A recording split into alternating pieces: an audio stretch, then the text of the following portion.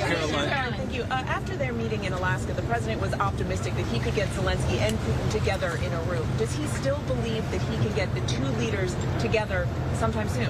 I think he thinks it's possible, and he would, of course, love to see that happen. But right now, there were discussions and plans are now being made for the Russian side and our folks, led by Secretary of State Marco Rubio, to meet, and then for President Putin and President Trump to perhaps meet again. But I don't think the president has closed the door on that at all. And when is he going to meet Putin? You said in Hungary, possibly when? Well, this call literally just happened, so we will provide you. All right, so we're listening in to Caroline Leavitt. She is the press secretary at the White House, talking a little bit about this call between Donald Trump and Vladimir Putin of Russia.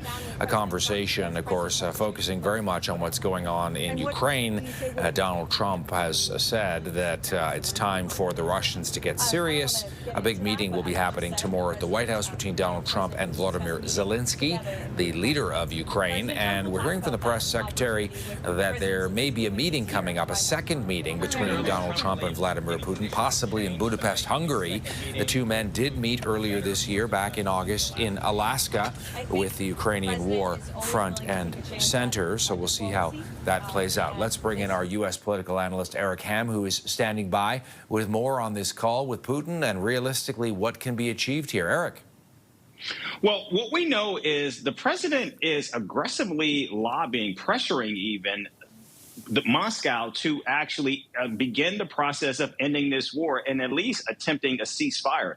Now, the president is actually threatening to provide tomahawk missiles to Ukraine. In fact, we just heard recently from Trump's own defense secretary, Pete Hegseth, who was at a defense minister's meeting in Brussels, where he said that everything is on the table in terms of the United States providing support, which suggested that NATO and other European countries are prepared to actually begin the process of purchasing more military weapons to provide to Ukraine.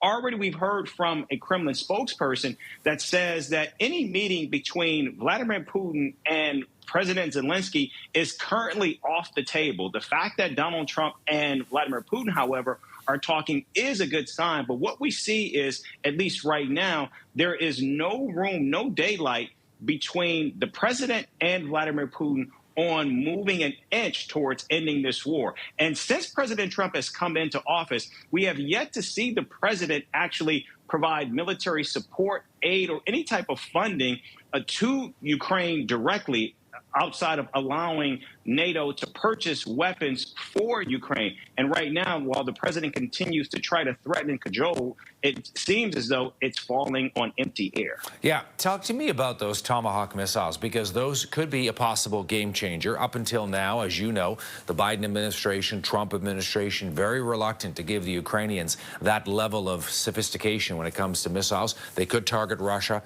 Moscow, other big cities with a lot of damage. And, you know, the president has talked, Eric, about using those Tomahawks potentially as leverage to get the Russians to really seriously want to focus on ending what he is calling an inglorious war in Ukraine.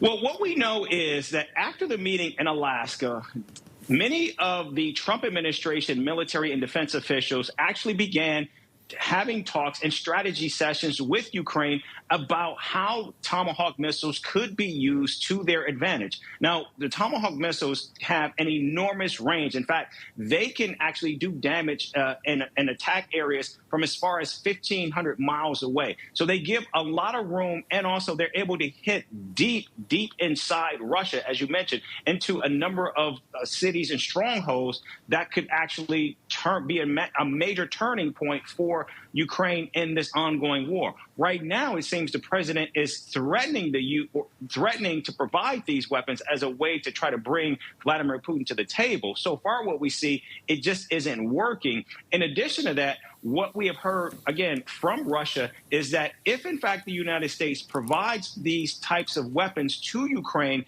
they have already said that they are prepared to actually broaden this offensive to those countries who actually supply such weapons, suggesting that they could actually they could target both European and perhaps even U.S. targets as well. All right, before we go, I got to get your take on the president saying that he has authorized covert activities by the CIA within Venezuela amid this brewing showdown between the Trump administration and the regime of Nicolas Maduro. We know that at least 5 boats coming from Venezuela have been targeted by the U.S. military, blown out of the water, a number of fatalities there. What the Trump administration has called narco-terrorism. They're saying Maduro is an illegitimate leader. Now the Trump administration and the president saying, look, I've authorized the CIA to start working covertly within Venezuela. What's your takeaway there, Eric?